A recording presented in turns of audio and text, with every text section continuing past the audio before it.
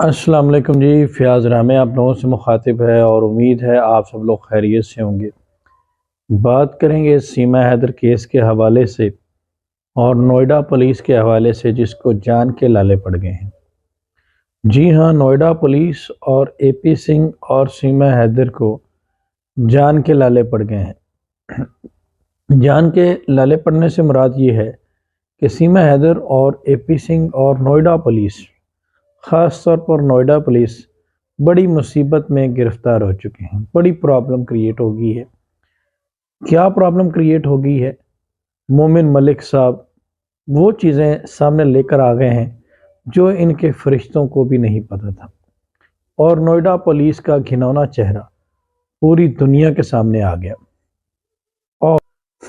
और नोएडा पुलिस की और एपी सिंह की मिली भगत सामने आ गई, और ये भी साबित हो गया कि नोएडा पुलिस भी एपी सिंह और सीमा हैदर के साथ मुलव्वस निकली।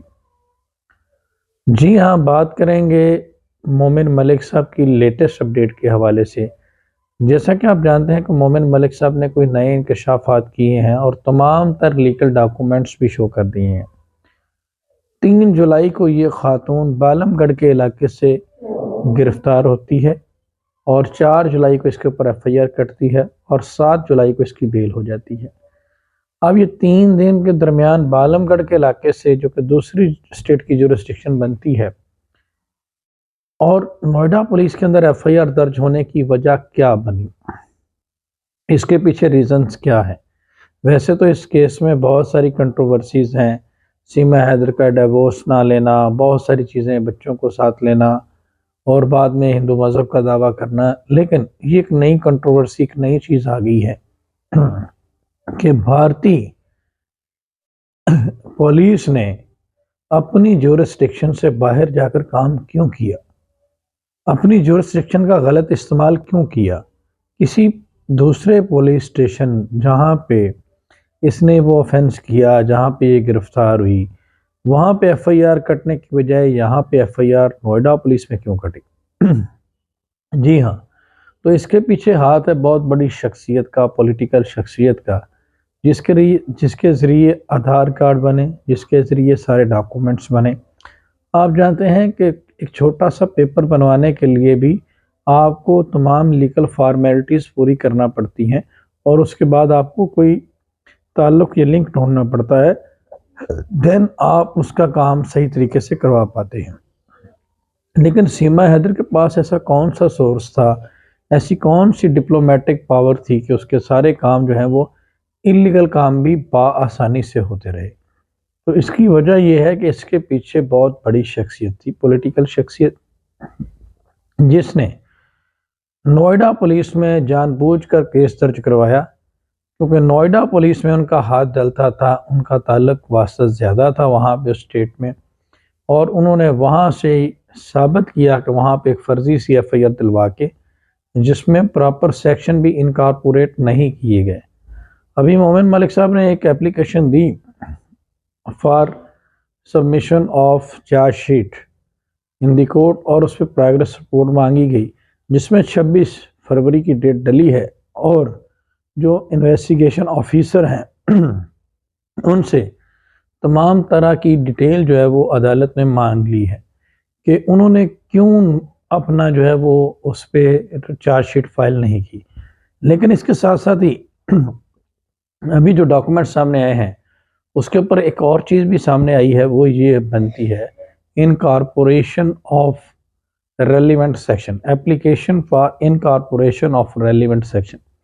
जो जो सेक्शन इन्होंने छोड़े हैं वो भी उसमें मेंशन करवाने के लिए दरख्वास्त दी जाएगी। एक फर्जी सी एफआईआर काटी और बड़े आसानी तरीके से उसको बेल दिलवा दी, अधूरी इन्वेस्टिगेशन करके, डिफेक्टिव इन्वेस्टिगेशन करके, और 3 दिन तक बच्चों को इलीगल कस्टडी में रखा, हब से बेजा में रखा, डिटेन करके रखा, और किसी रेलेवेंट ऑफिसर से, चाइल्ड प्रोटेक्शन ऑफिसर से, किसी इदारे से परमिशन नहीं। इसके पीछे कौन है और ये सारे इलीगल काम उन्होंने किसके कहने पर किए? नोएडा पुलिस इस वक्त पूरी दुनिया की, पूरे भारत की के लिए सवालिया निशान बन चुकी है, और उनका किरदार खुल के सामने आ गया है और उनको संगीन तरह के चार्जेस एसएचओ पुलिस स्टेशन जो नोएडा पुलिस के हैं उनके ऊपर लग चुके हैं। और दो डिस्ट्रिक्ट, एक जेवर डिस्ट्रिक्ट एक नोएडा, ये दोनों एसएचओ जो हैं वो इस वक्त उनके लिए मुश्किलात खड़ी हो गई हैं। वजह यह है कि उनकी डिफेक्टिव इन्वेस्टिगेशन प्रूव होगी और एक औरत के केस में, एक मामूली से केस में 7 महीने तक, जो कि एक इंटरनेशनल मुद्दा है, पुलिस की अगर कारकर्दगी ये है तो देन एक आम आदमी के मामले में क्या होता होगा। और जब पता चल गया पासपोर्ट के ज़रिए, दीगर डॉक्यूमेंट्स के ज़रिए कि इसका फादर ये है, तो देन एम्बेसी में और दीगर इदारों में इतला क्यों नहीं की गई, बच्चों के गार्डियन से रजू क्यों नहीं किया गया। तो ये बहुत सारी चीज़ें जो हैं जिसने साबित कर दिया, ये सारी कहानी अब खुलकर सामने आ गई है। और गार्डियन को इतला ना देना, डिफेक्टिव इन्वेस्टिगेशन करना, 7 महीने तक कोई रोल प्ले ना करना, इसने बहुत सारी चीज़ों का जो है सवालात पैदा किए हैं। एटीएस की इन्वेस्ट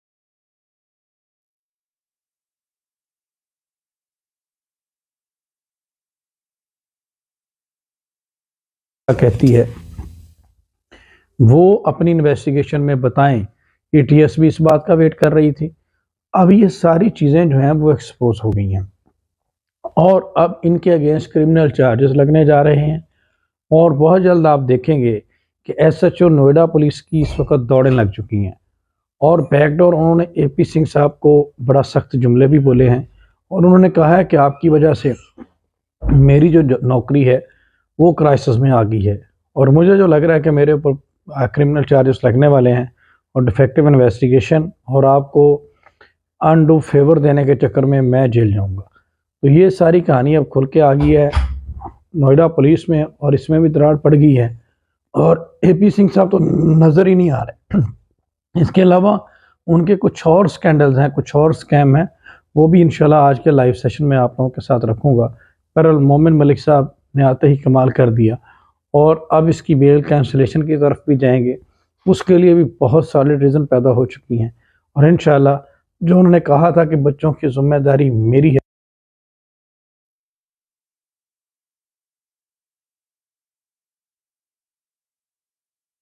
अपना ख्याल रखिएगा, दुआ में याद रखिएगा। अल्लाह हाफिज़।